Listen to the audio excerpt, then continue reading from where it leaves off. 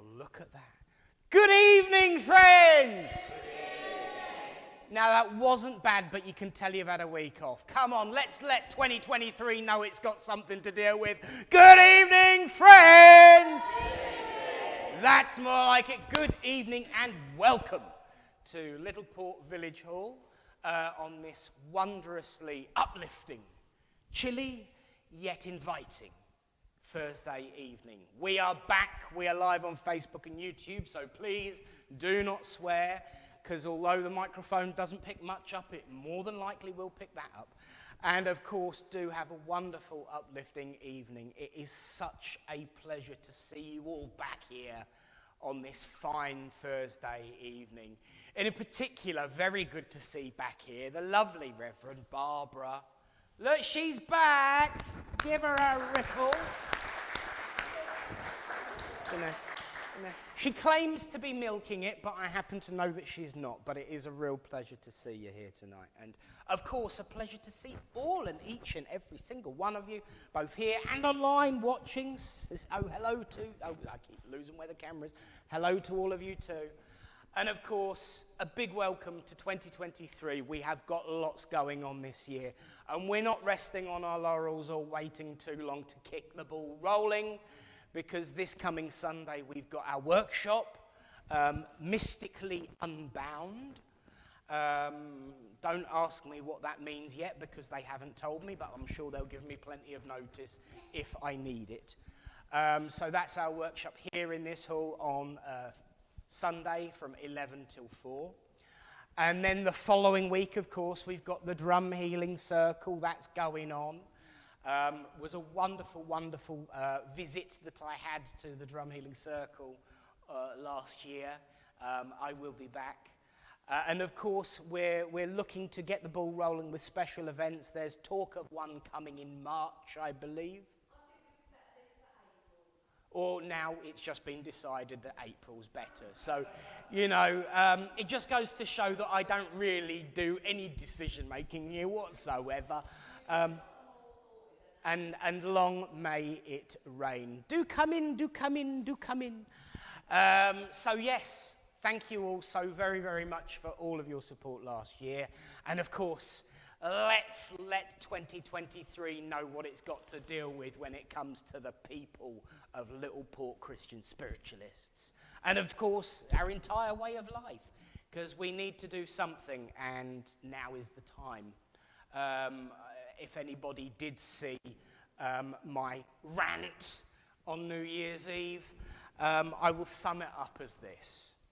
We can ill afford to wait another dawn and dusk before we start making a change to the way in which the world is. And we can do it.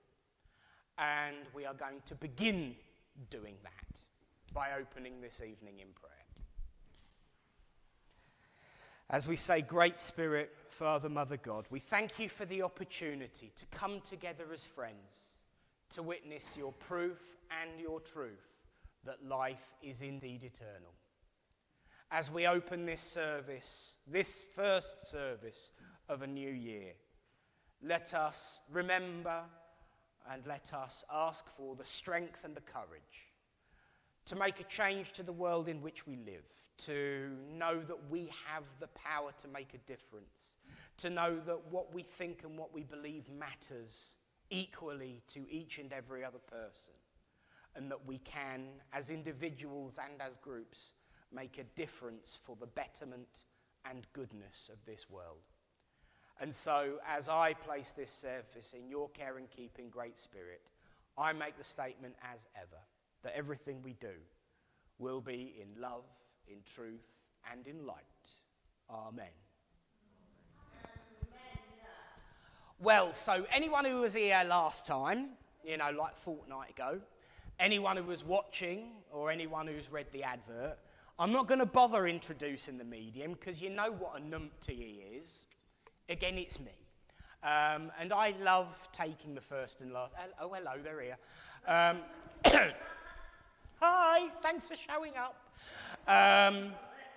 I do love taking the first and last service of the year, because as much as it might be a trial for you to have me 2 services in a row, At least you know you've got wait another 50 weeks before you have to put up with me again for a whole service.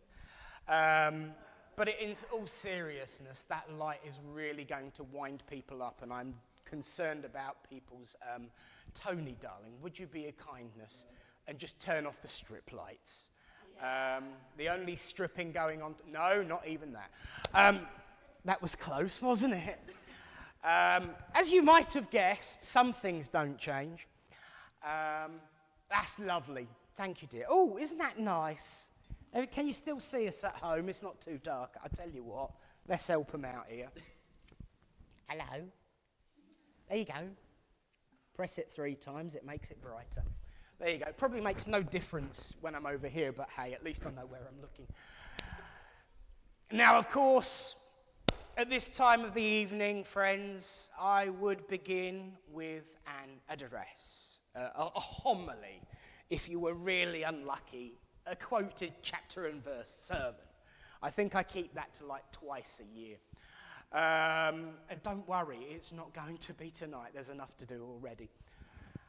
But one of the things that I've noticed during my day, which is pretty much what Spirit uses to give me the direction to which I'm going to be speaking of. The day began very much the same way it continued. Right through information that I was being given whilst I was working, and all the way up to now. And that is, sometimes we just don't know what to say. If anybody follows me on Twitter, because yes, I grace them with my presence too, my post today was this. The most used button on my keyboard for Twitter is the backspace button. I use it more than any other button. And today in particular, I used it more and more and more. And it's usually when I'm not as calm as I should be, or when I'm slightly more wound up than I normally am, or have something that I think is really, really important to say but don't quite know how to say it. That's when the backspace gets used. And I think that's a good thing. But it's also a bad thing. See, it's useful to have a backspace button when you're sitting there wanting to type out something where you're restricted to only 200 characters. But in real life, my friends, we are not restricted to 200 characters. In real life and in a real conversation, we don't have a backspace button. And we don't have the opportunity to sit there for about 20 or 30 minutes, wasting like almost 3 hours in the end, deciding how you're going to respond to that comment, to then decide that what I've just said is a little bit too much, I'll hit backspace. We can't do that in real life. We don't have a backspace button. We can't take back what we've said.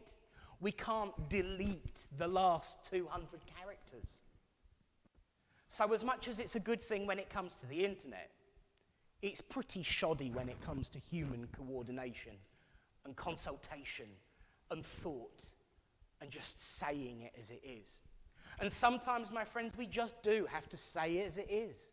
We can't always mollycoddle the situation. We can't always find the right words that will resonate with every single person. So why do I say this?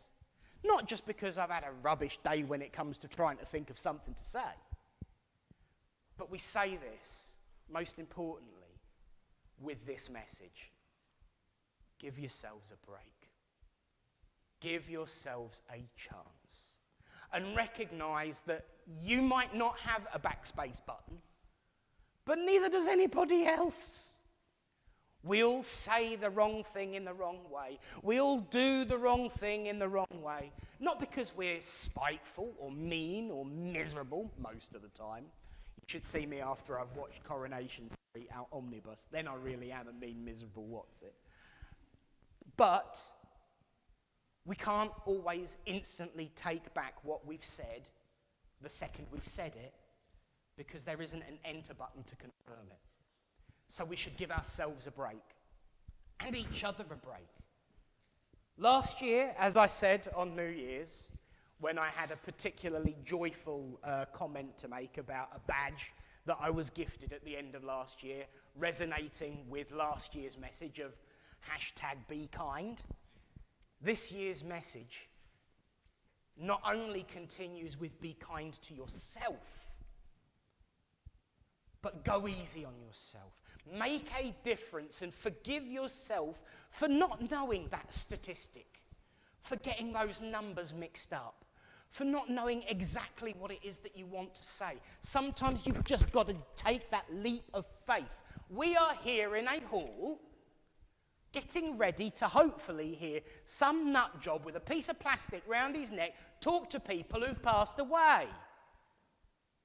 That requires a little bit of faith. So I know you all have faith.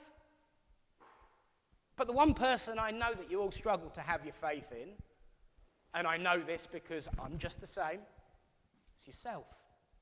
Have a little bit of faith in yourself to know that so long as you try, so long as you make an effort, so long as you do, that's all that matters. So long as you care enough to realize that you don't have a backspace button, that's all that matters. So long as you care enough that if you do say the wrong thing, a sorry wouldn't go amiss. I say sorry more than I hit the backspace button, let's be honest. But I recognize that I'm human. I recognize that I'm flawed. We all are, but we're also something else. We are also spirit made manifest. We are all the living spirit. Within each and every one of us is a spark of the divine. And that spark of the divine wants us to do well. And in order to do well, you've got to do. And in order to do, sometimes you've got to make a do-do. And sometimes when you make a do-do, you've got a don't-don't. But the point is, my friends, if we try, that's all that matters. Because without trying, nothing happens, nothing changes. Without trying, we struggle to reason with the world that we live in. Without trying, we're stuffed. End of, period, full stop, no backspace. We live in a world that is difficult. We live in a world that struggles. We claim to live in a world that's democratic. Sometimes it is, sometimes it isn't. Sometimes democracy works, sometimes it doesn't. Sometimes it takes a while to get there. You've only got to look across the pond at what's going on in the House of Representatives to know that sometimes democracy slows things down. But at least it's better than the alternative. So do be forgiving when things don't always go to plan. Because things don't always go to plan. And I am reminded by Spirit that the one thing that is really the most important, I said in New Year's, is that not that we are measured in times of joy and upliftment and things going right. We are measured when things don't go well. We are measured by our capacity to stand up or roll along when things knock us back. And I know each and every person here that dimension, that measurement is limitless because you are still here in spite of what you have endured. So please, my friends, remember, give yourselves a break for not having a backspace. Give yourselves a break for not getting it right all the time. Just try and do, and I know that you will be fine.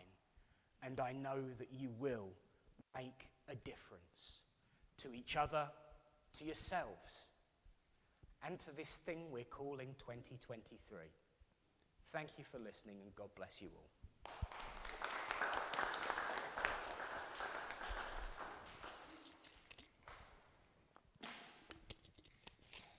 Well, friends, now is the time that you've all been looking forward to.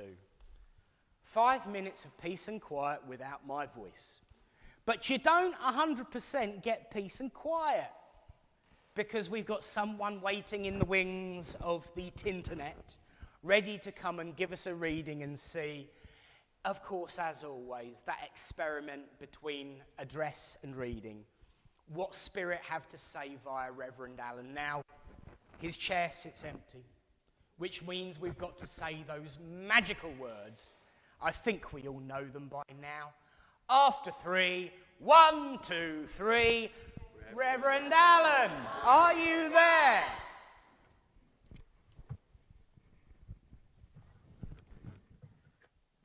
Are you there, or have you frozen? To every single one of mine.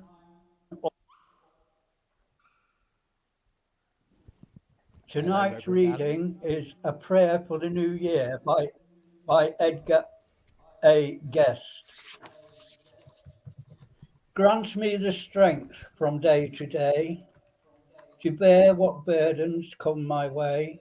Grant me throughout this bright new year more to endure and less to fear. Help me to live that I may be from spite and petty malice free. Let me not bitterly complain when cherished hopes of mine prove vain, or spoil with deeds of hate and rage some fair tomorrow's spotless page. Lord, as the days shall come and go, in courage let me stronger grow. Lord, as the new year dawns, help me to put my faults away. Let me be big in little things. Grant me the joy which friendship brings. Keep me from selfishness and spite. Let me be wise in what is right. A happy new year grant that I may bring no tear to any eye. When this new year in time shall end, let it be said, I've played the friends, have lived and loved and laboured here, and made of it a happy year. Thank you very much. Bless you, Reverend Alan. Well, your hello was a bit croaky via the internet, but we actually managed to get the signal back strong again in time to hear the reading. So, absolutely brilliant as ever, Alan, thank you. And I think it truly does just show that, you know, from all the way from Cleethorpes down to Littleport, Spirit know what they're doing as ever. So thank you and your friends and helpers for that. What are you up to in the coming weeks, other than, of course, coming to see us in a fortnight? I will be coming to see you a week today. Way. A week this Sunday will be our drumming circle. Tomorrow I'm going metal detecting, my second love. So, yes, I'm quite busy. Good. Glad to hear it. And I also hear that I'm coming northbound in your direction in February, actually, to come and see your other church. Yes, I've actually been asked to chair for you. Oh, wonderful. Oh, now I am in trouble. So, yes, if anyone's up in Mablethorpe at the end of February, come by, you know. Why don't we all get ourselves a mini... No, that's probably not a good idea, because we need to get me to drive and then we'd all be in trouble. But no, Alan, really looking forward to it. And, of course, we will see you a week today. We will do. God Have a good bless you. evening, Ladies everyone. and gentlemen, Reverend Alan! Thank you. Well, friends, obviously we have just spoken to Reverend Alan. What he didn't mention, which he's asked me to mention, when you are sending out your healing thoughts today, please also send your healing thoughts to his sister Brenda, who has kept the theme alive by having another fall. I'm not looking at you specifically, darling, I promise. All I will say is that, you know, Barbara broke her wrist and 2 other members of our family also broke their wrists, so please, no one-upmanship this year. Keep your hips to yourselves, dears. But of course, now is our time to send out our healing thoughts, to send all those in need. Those aforementioned, I definitely suggest asking for healing for yourself. And of course, I suggest sending healing to them too. but all of those people that you know who are sick and suffering. I have been a bit out of practice on this lately, but I'm back here now. So I'm going to, right, lovely. Just done a double check. Names in the book is Ivor and Carl. We've mentioned Brenda. Don't forget Barbara. And, of course, yourselves when you send out your healing thoughts. And so we will begin, as always, with the healing prayer. We will see our candles and listen to our music and end with the word Amen. So let's join together, friends, as we say, Great Spirit, Father, Mother, God, here we bring unto you all those who are sick and suffering and in need of comfort, be they sick in mind, body, or spirit, that it may please thee to heal them. This we ask for those we know, for those we do not know, and those who have no one to ask for them. We ask for them now.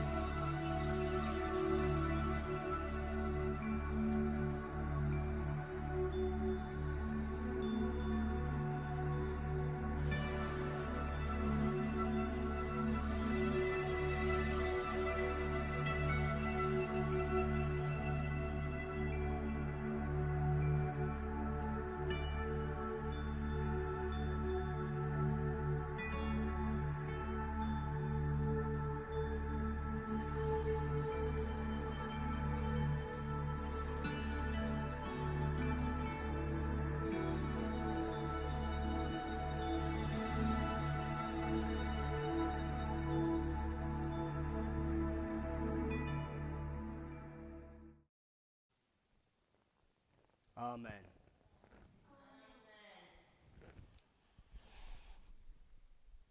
Well, friends, thank you all so much. And now, of course, is the time in our service when I hand over to our medium for... I'm not gonna. Although Sam was probably worried I was just about to drag her up to give her a few messages. In actual fact, when the current cycle of workshops is done, we might have a fledglings evening where everyone can come up and do one. And no, the do one is not what you tell me when I suggest it. Ironically, the last time I stood here I just got to share this with you because it's important.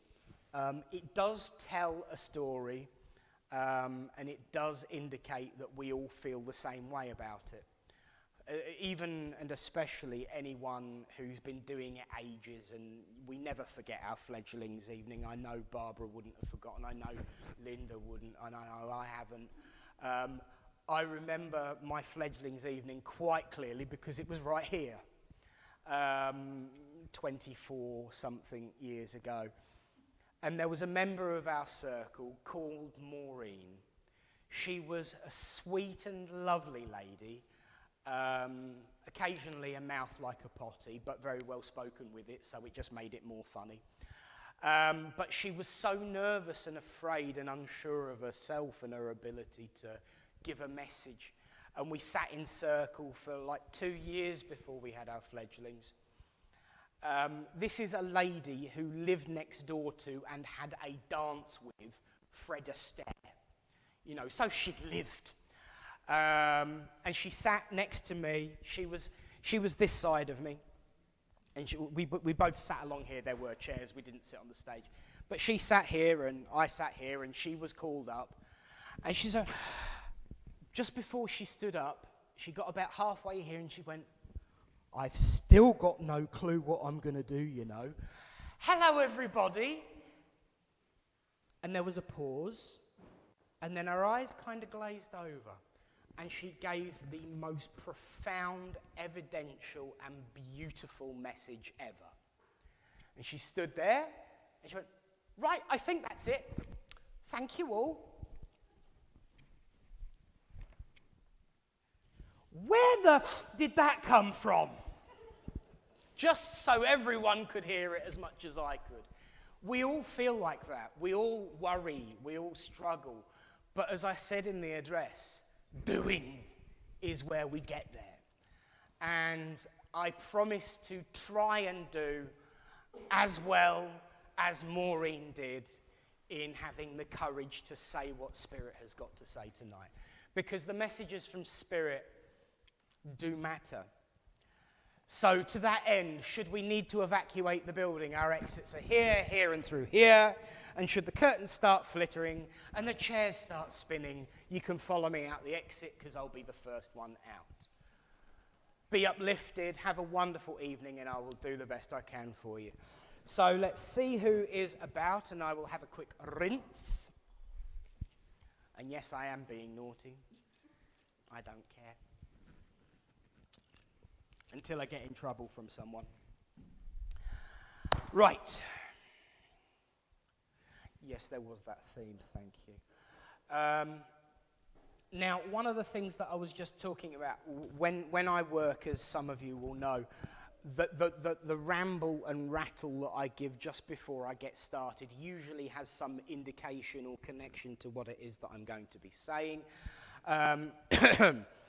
And so this whole idea of being unsure of yourself, but in actual fact being really quite bold and brash and living a life is very much what I'm getting here. No, it's not Maureen. She's standing at the back of the hall, not this end, keeping an eye on me and making sure that I'm doing the job that I'm supposed to do. Now she's up there with our friends in spirit.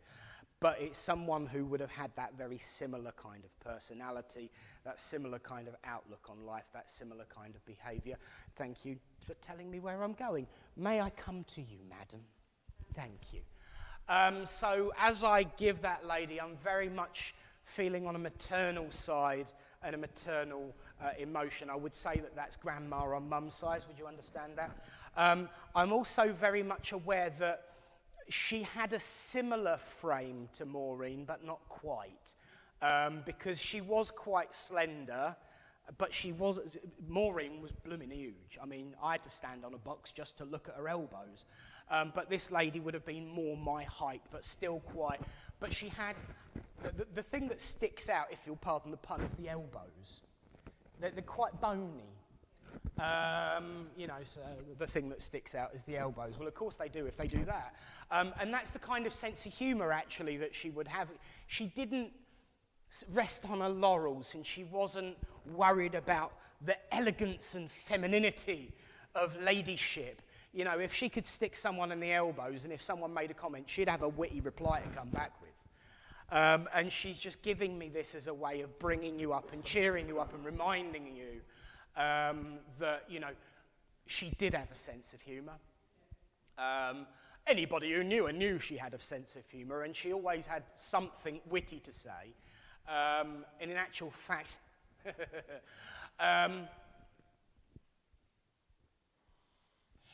somebody in spirit said something to me earlier which I found hilarious, and I didn't, of course, know who it was, because I knew that things would be dripping all day to help prepare me.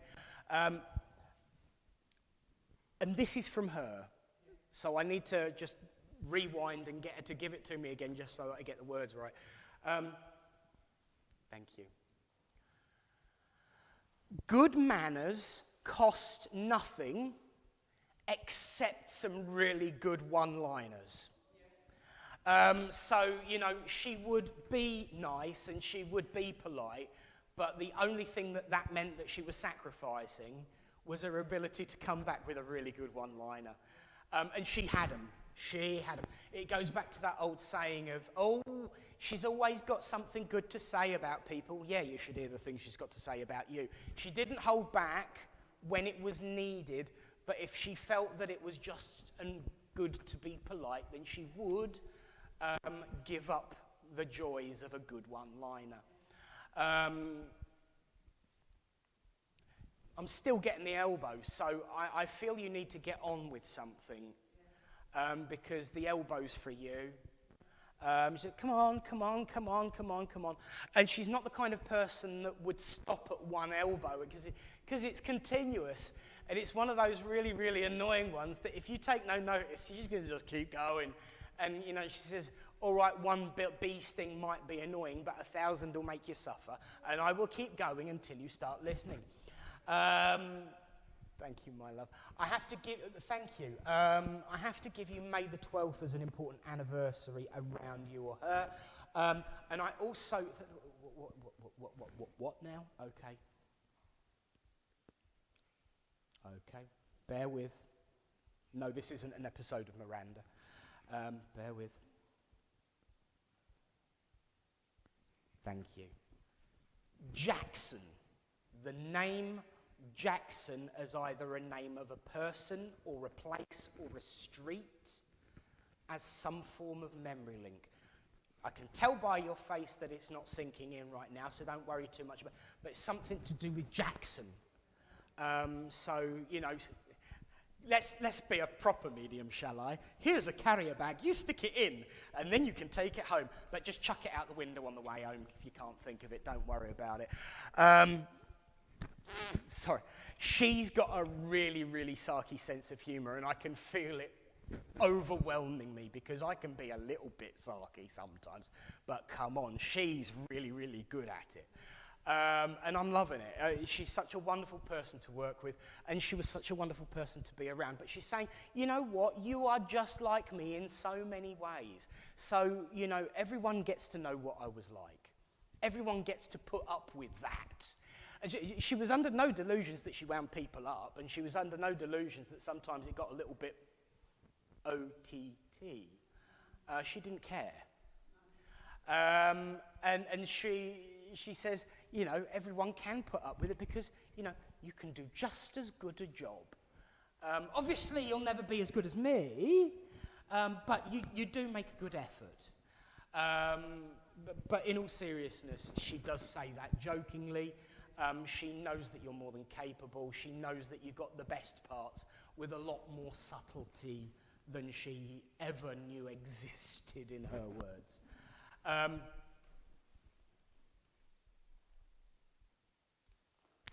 Thank you. I don't like leaving things floating. Neither does she, because she keeps going back to this Jackson. I misheard because I should have listened longer. Oh, I hate it when they come through with false teeth. I've got that again. She would have had false teeth, by the way, or something wrong with her teeth at least, because I keep tripping over the top of this one.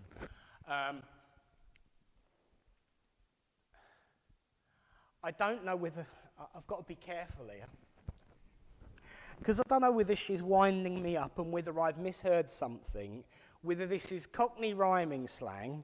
Please help me. I don't know whether this is a genuine artist or whether it's Cockney rhyming slang and I've misheard in the past.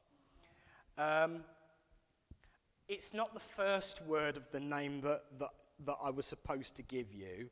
I should have listened longer and heard the second word. Please, God, tell me that there is such an artist called Jackson Pollock. Oh, thank you. It's not the Jackson, it's the Pollock. There is something, is that a fish or something? So the Pollock the fish. Not the Jackson, forget him, leave him in the carrier bag in the lay-by. Something to do with Pollock the fish. So it's something to do with fish, I would say more accurately. I'm just so grateful that wasn't Cockney rhyming slang. But she would do that to people. She would get people worried that they were losing their marbles by telling them a story and being so darn convincing that she could get people convinced that the sky was actually green, not blue. She hasn't changed. She says, what are you talking about? Of course it's green. So she hasn't lost her humour. She hasn't lost her naughtiness with it. So please do take her love, her laughter, upliftment.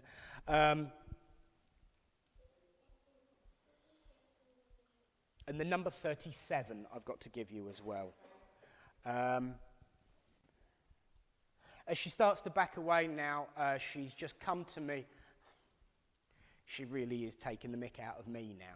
As many of you've seen me will probably know that I always like to leave a parting gift of a bunch of flowers or something, or at least some floral display. And she just said, oh, go on then, here you go, stick your hand in that.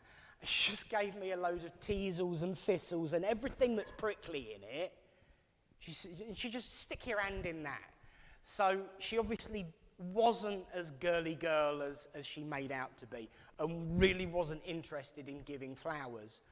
But she does say, you might mock me, but these are really good to keep yourself safe with. So I feel that occasionally somebody might have worn a bunch of flowers if she schmoos her, because she doesn't get schmoozed. She doesn't do schmoozing. Nobody schmoozes her. It goes back to what I was saying at the beginning about if you say sorry, you've got to mean it, and a bunch of flowers don't do it. So she just says that as a reminder that if anybody tries to ever schmooze my girl, here's the thistles and the teasels and the what have yous to say with. And she actually did do, I wasn't expecting that. She would have just said, I think it's in substitute for something else that she would have said that she knows that I'm not going to on the platform, because she's done trying to test me now. But she did give it a good go, and she nearly caught me out a few times. So take your teasels and your thistle. Actually, I have to say the teasel does mean something else as a memory link. And I will say God bless you, and thank you for working with me. And her, and them, and everyone else. Well, she certainly got the ball rolling, didn't she? Getting me in trouble with Cockney rhyme and slam and whatever. I'm just grateful it was a fish. Right. Thank you. It seems that my team, you know what, I'll be honest with you now, because this is as much as about, half workshop, half mediumship as anything when I'm doing it. When I used to hear the phrase, oh, you're going to get a new guide this and a new guide that, I always used to sit and worry that it would mean that I was going to lose somebody, because I'm very attached to my friends and helpers in the world of spirit. And so I used to sit and worry that I was going to lose somebody. And although sometimes people do move on, more invariably than not, they just add more voices to the chorus. So I stopped worrying, and somebody did mention that I was going to get a new guide at some point in the not too distant. And we've met, we've had a chat, I've drawn pictures, we've discussed and worked out our issues and differences on all the things that I was concerned about. I had no reason to be concerned, because obviously Spirit knows and they pick the right people. But my friends and helpers tend to be a little bit more organised these days, because whereas I would normally have had a long old rant, and I know I just have done between messages, I knew exactly what the link was from what I'd said within the first sentence. So I could have, avoided putting you all through this, but I thought, why not? So when it comes to the next person, instantly what I'm drawn to and feeling was what I said straight away. This person is someone who did feel occasionally that they'd been caught out, that they did feel that occasionally they had been misled, and mostly they just worried and worried and worried. But not to an extent that it crippled their ability to live and to breathe and to do. But it was a very prominent characteristic in this this lady's life. As she gets, thank you. I say thank you for that. As I get closer, I'm very much aware of a lot of pain and burning around this area. And I am a little bit gassy, so I apologise to everyone who's, an inch away from the microphone. Just turn your volumes down a bit. But there was this gas, so I do feel that there was a lot of acid reflux going on with this lady, but I do feel that there was something more a little bit lower, because it really, really does hurt there. And I know that she would have had a pain in the neck, and it wasn't the medium she was talking through. So I know at least she's got sense of humour. That's always nice. And additionally, she would get, because I'm really struggling to keep a track of what she's saying, and I know that will disappear when I say this, because it usually does when I get it out there. She struggled to keep a track of her thoughts, especially towards the end. She wasn't the kind of person that would start a conversation halfway through. She was the kind of person who would finish the conversation and start it again and then start halfway through.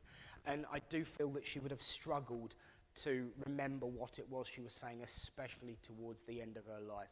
And I know that the person that I'm coming to has been suffering from something in that area that isn't anything to worry about, but it's just been annoying, but reminding them of that lady. Can I come to you, please, madam? Would you understand a lady that fits that bill? Would you also understand that she was on Dad's side of the family? Would you also understand that she was just so lovely? Oh, she really, she was a whittler. She was a whittler, but she was so lovely with it that you had to let it go.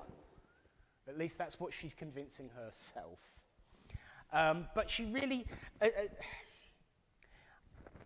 I'm really, really torn with this lady. Because in one sense, she was a whittler. But on another sense... nothing really fazed her. And it doesn't make logical sense to me, but that's how I feel with this lady. Can you understand that? Thank the Lord, because it means I'm not going crazy. She's still got that. And I do feel when you were talking, there would have been a lot of pregnant pauses. In the sense that she would start saying something, she would just quickly switch off the track and mention something else before she forgets it, but then struggle to remember where she was in the conversation beforehand.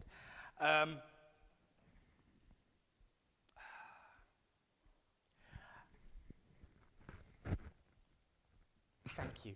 This is another strange thing, because I can see the resemblance between you and her. There are some similar features. However, she's saying that you look more like the other side of the family, which is once again weird to me. But she says she says it depends who you stand. Thank you. It depends who you're standing next to.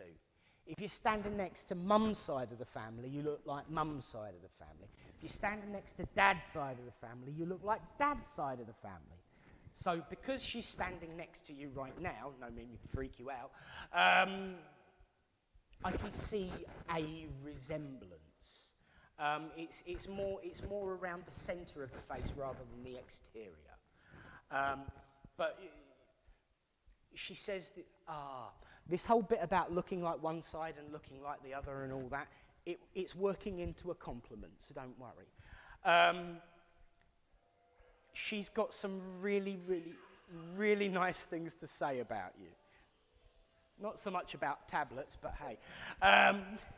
It's all right, don't panic. What she's saying to me is that you got the best of both worlds. You got all of the good from that side of the family. You got all of the good from that side of the family. And she says, my girl is so sweet. So she really does think the world of you, and I know that you would know that she'd think the world of you anyway. She didn't always say it. In fact, there were times she said things that were a little bit churlish. But she really does and did think the world of you.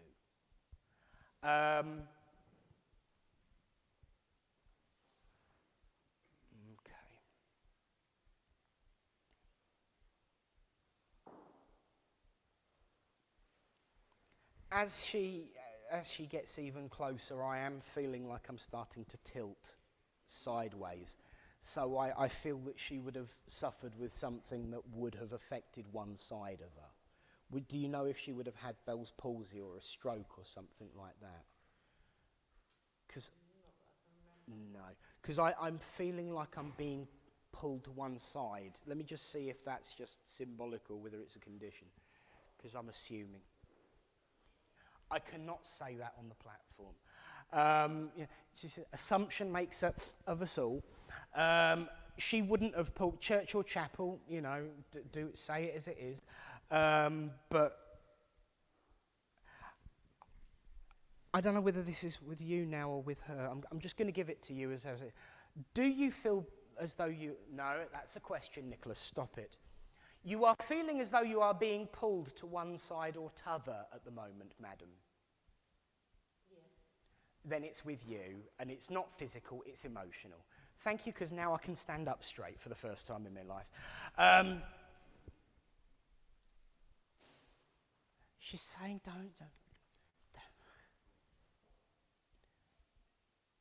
don't you worry,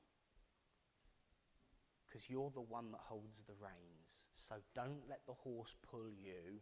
You pull. Oh, I tell you what, when she was making a point, she had these demon eyes that you did not disagree with. She says, don't let the horse pull you. You pull the horse. So she just wants to remind you that even though you feel like you're being pulled this and that and t'other way, remember, you're the one with the rings. Otherwise, you wouldn't be the one being pulled. So you pull the horse back and remind it who's boss. And she finds it hilarious that she's referring to the individual involved as a horse.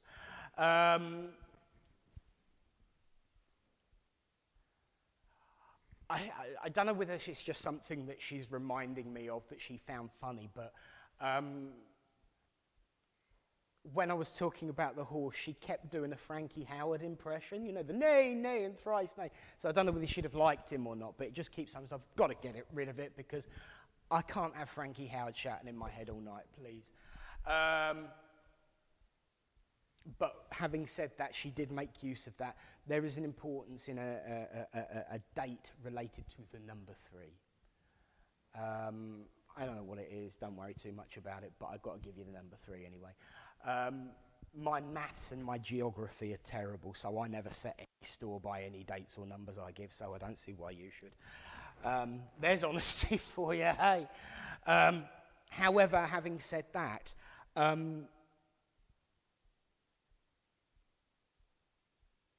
she was very good at geography.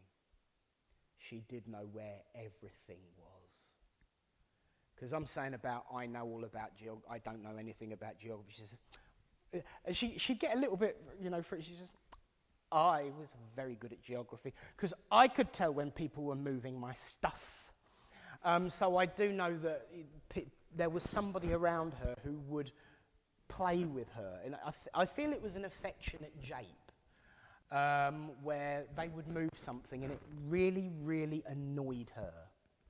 I don't know whether you'd be old enough to remember that. But I think you take after the same. It's something that you two share then, because she's saying, I knew exactly when people were moving things. And she says, don't, because I'm having this conversation in my head with her. And she's going, don't you be cheeky, young man. It was never anything to do with where the dust was. So she did keep a very clean house. She was very proud. But she, even without the dust spots like I have for my shelves, she knew exactly where everything should be and would go cranky when people touched it. And would argue until she went blue in the face that something had been moved and shouldn't have been. And this is what I'm seeing in similar, because you do exactly the same thing. So she says, you stand by your guns. You stand by your guns. Stick by your guns. Stick by your guns. But she would get her, what are those? Idioms. She would get her similes and idioms and sayings mixed up and merged one and t'other, which I think is sweet. But once again, this is such a lovely, sweet woman who really just wants to bring you a cheeky smile and remind you of all of the good things that you have in common.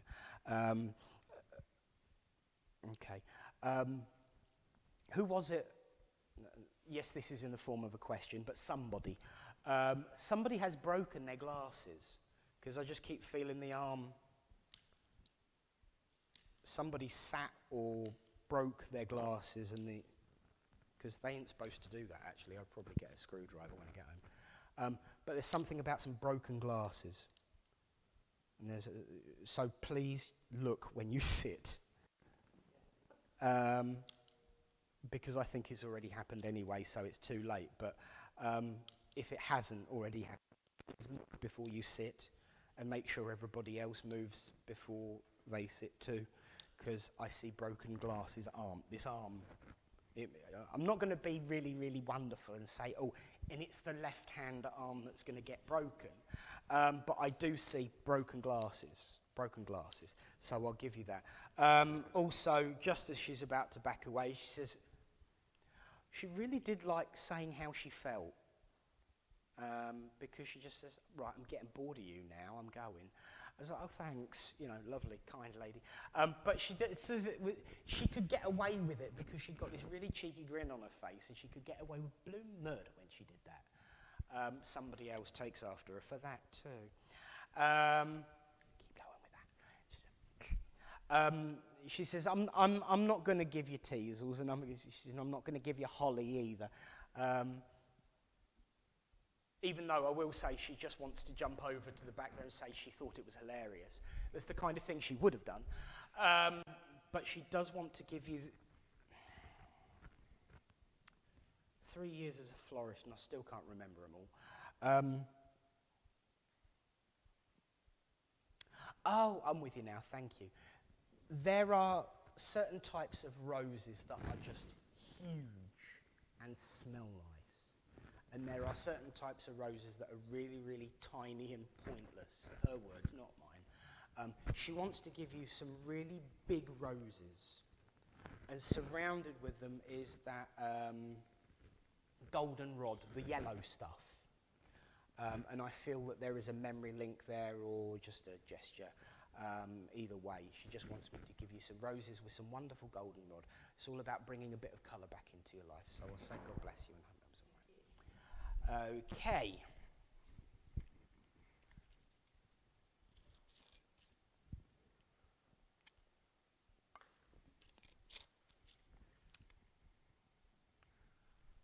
Okay, now I have to behave.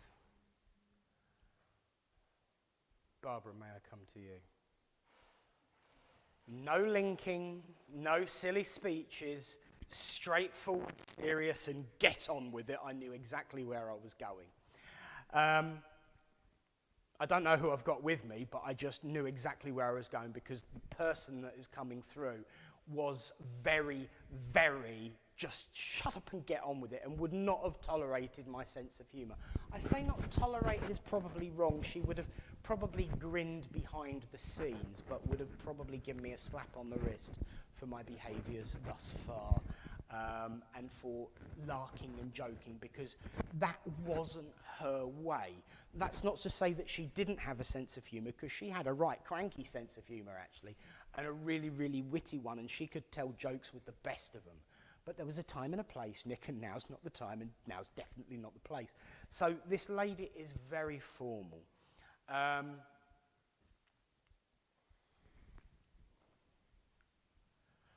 would say she definitely knows what she's doing, so I'm sure she'd have either have come through before or would have known this way of life, but she stands around about here,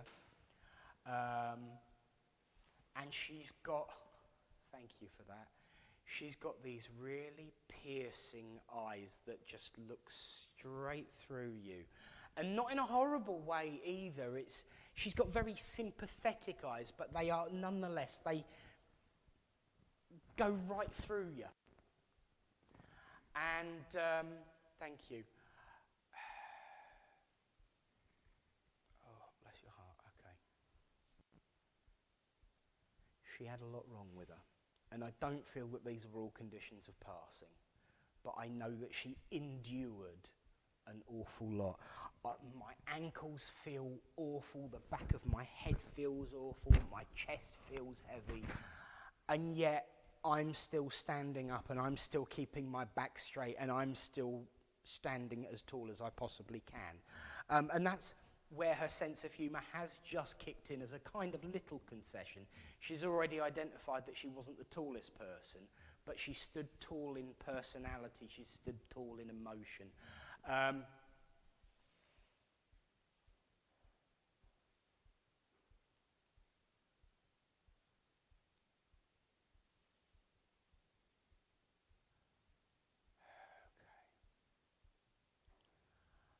But with this lady, I just feel like, especially towards the end, I was just drifting off.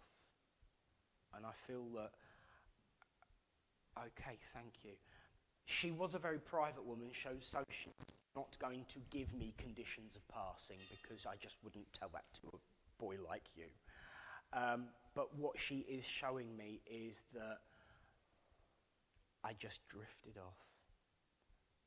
And I knew I was going, and I just let it wash over me, and I was okay with it, even though those around me weren't. I was okay, and I didn't feel a thing, because I was well looked after.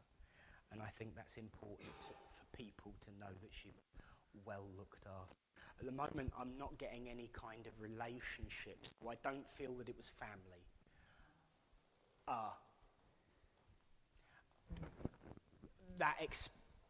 She's been through me before, hasn't she? Have I given you your mother before? Oh. Because she feels different to anyone I've ever given you, but I don't feel like a mother. Thank you. I understand now. Yeah.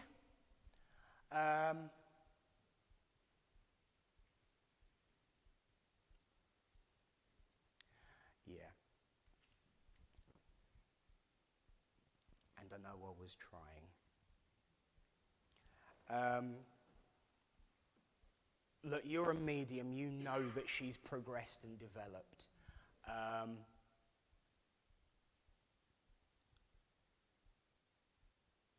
And a little bit of her wants to be proud of the growth that she's made. But there's a little bit of her which probably there we are with the teeth again, that glows a little bit brighter. And that's the bit that feels guilty for wanting to be proud of herself. And she's struggling with that balance.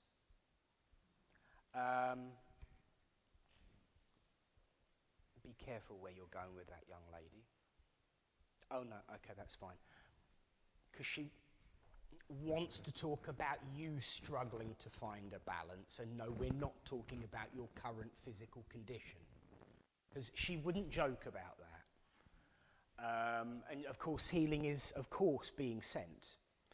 But it's about emotional balance and finding, the centre ground on a particular situation that is of the non-physical variety. And she's not giving any more detail to that, and she wouldn't give any more detail to that. And that's quite right too. I, feel give me enough to give you so you know what's going on and what she's watching. But that's the important thing about balance, dear. And she does call you dear. Strange, because, but the important thing about balance is about two different sides coming together.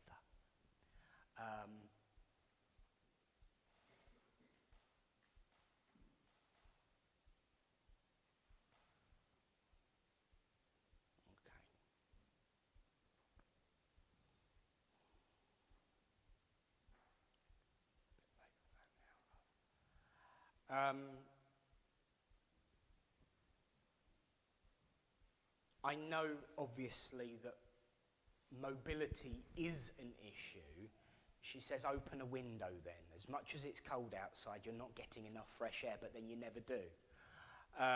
So she's just wanting, because she's making my breathing a little bit stuffy. So she says, cold air fixes that. And she's getting into that whole deaf person stage now of shouting at everyone. And I do feel with this lady also that I want to lean forward to you.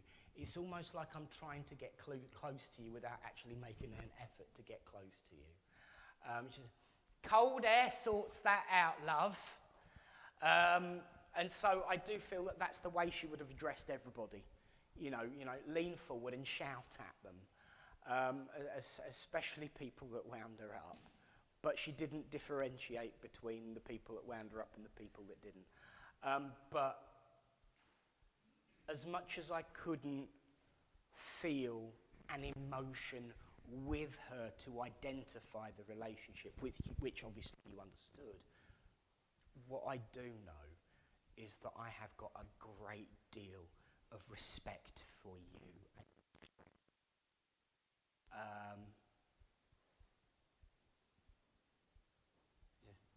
And take the good bits from me, you won't go far wrong. She didn't say that to be serious. She did that to get you to laugh. And she fully accepts that. And I will say, God bless you. I did ask her for a flower, and she said, I'd rather not. I don't know where it will get put afterwards. And so I will say, God bless, and thank you for listening.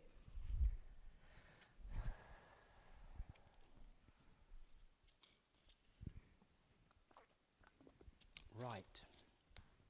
Give us a one, girl.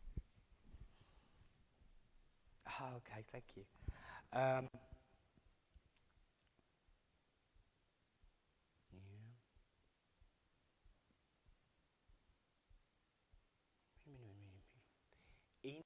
No, I'm not going to work like that, I promise.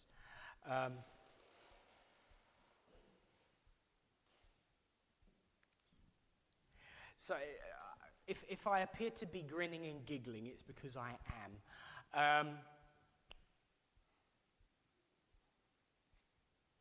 Because I am getting a bit of help.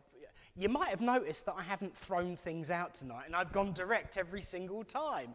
And I'm not jinxing it, because I already know where I'm going, although I'll probably get no's all the way through now I've said it. But one of my new guides is an animal who just goes up and sniffs the knees of the person I'm working with. It's hilarious. Could I come to you, please? Because he's very interested in your knees. Bless him. So don't worry, it's not human.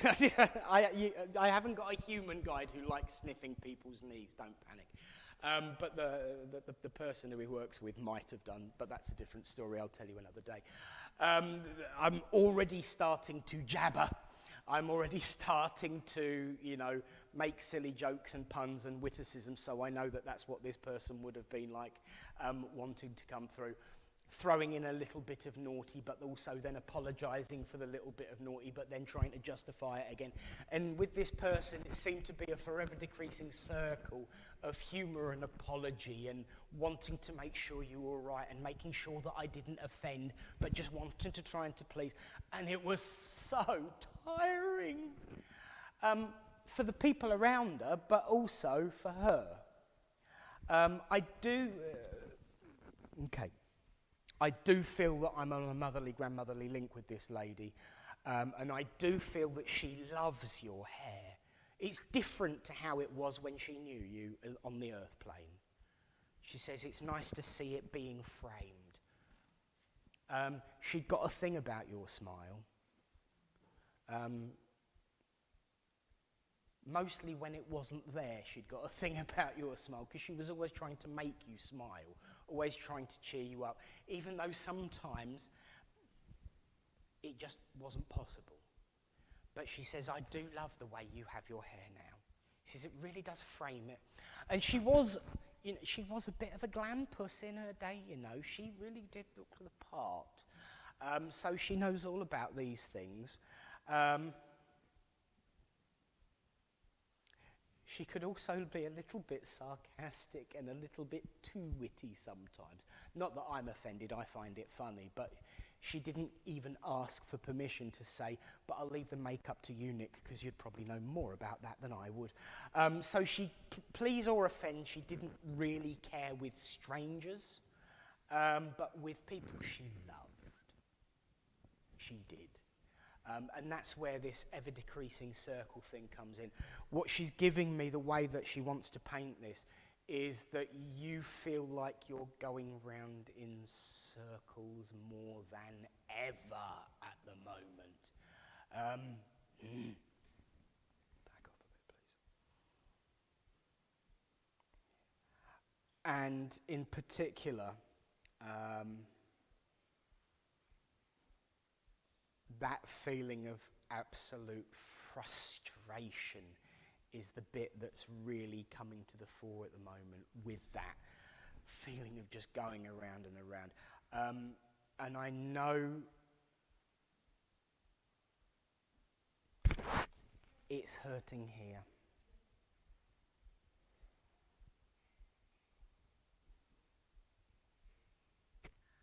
How many times have I had to remind you just how strong you are? And how many times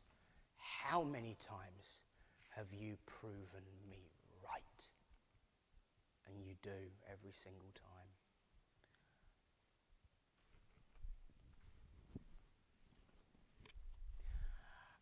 And talk about a way of bringing the humour back. She says, now shut up and do your blooming job. I know, but I've still got to give you one of these, otherwise I'd be in trouble.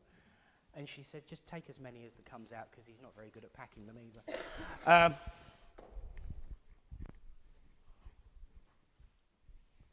In actual fact, she is all about bringing the humour back now, because she said it's a good job it's a box and not a pair of glasses, otherwise we know what would happen. So she does like tying everything up in bows, and she does like bringing everything together and reminding everyone of everything.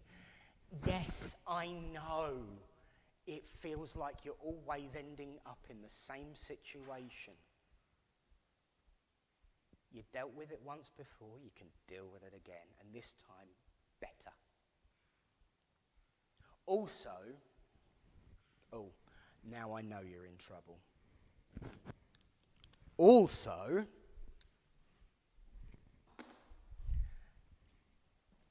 forgive me for speaking in parables. I do feel she was actually quite a deeply religious person in her own way and would tell you stories to help you understand things. So it's not going far off the beat of evidence from her perspective. But she wants to do more about helping than that. She wants me to tell you a story because she doesn't think you open up enough. And she thinks that you don't ask for help enough. Because I'm Linda and I can handle it and I can deal with this on my own. Let me tell you about a story. There was a man, he was walking down the street. And he was looking up into the sky, and suddenly he saw, he felt, because he never saw it, otherwise he'd avoided it. He fell in a big hole, because he was too busy up in the air and didn't notice this huge chasm coming his way. And there was a doctor walking past, so he went, "Oi, Doc, help us out, will you?" Doctor wrote out a prescription, threw it in the hole and carried on. Next thing you know, there was a vicar walking past. See, I've got to get him in here somehow. Vicar walking past. "Oi, Vic!" She did like putting the humour and the noise into the jokes, I will be honest. "Oi, Vic, help us out, will you?" So he wrote a prayer down and threw it in the hole. Next thing you know, there's someone else walking past and he recognised this silhouette. Silhouette was a friend. "Mate, please, you got to help me out here. I'm stuck down this hole." What did the friend do? Jumped in the hole with him. And he says, "What have you done? Now we're both stuck in this hole." And he says, "Yeah, but at least you're not on your own. Oh, and by the way, I've been in this hole myself already, and I've already found my way out once. Grab my hand and we'll find it again together." The message is this: stop being a self-proclaimed martyr and ask for help, because there is 1,000 hands and 1,000 people prepared to jump in a hole with you that have been there, done that, got the t-shirt the same as you have. But it's easier to find your way out when you've got someone to talk to. So from her, don't be in that hole. Yell at somebody. She would have done. Yell at somebody and say help. And we'll carry each other out together. So from her, God bless. And thank you for listening. And friends, I think that if I were chair at the particular moment in time, I'd tell me to shut up and sit down again. So I'm going to do that to myself. Thank you all for listening, and I hope you enjoyed the mediumship bit.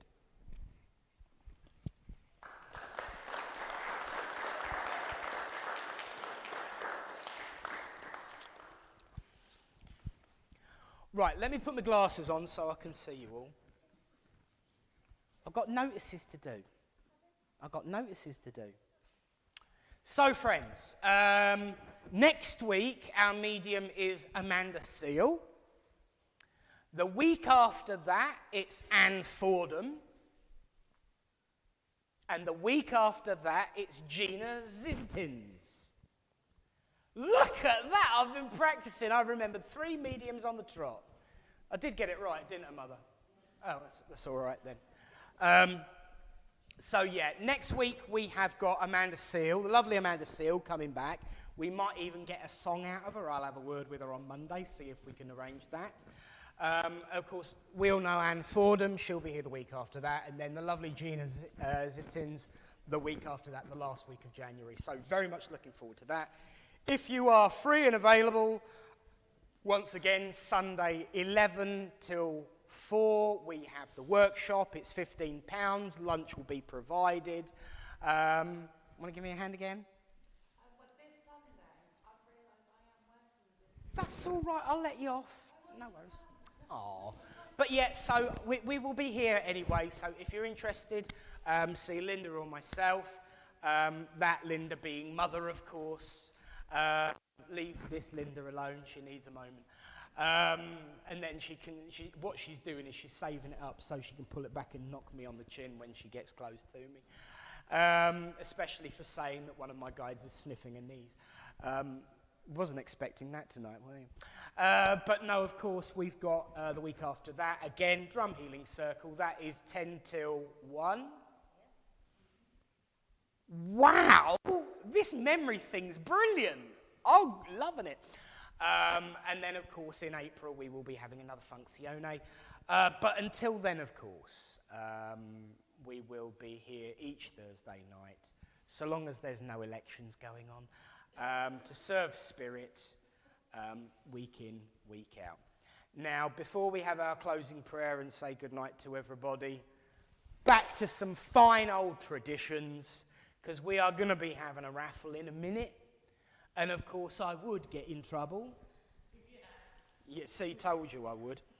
I would get in trouble if I did not show everyone at home and everyone here, giving them the opportunity to print, screen, and grab.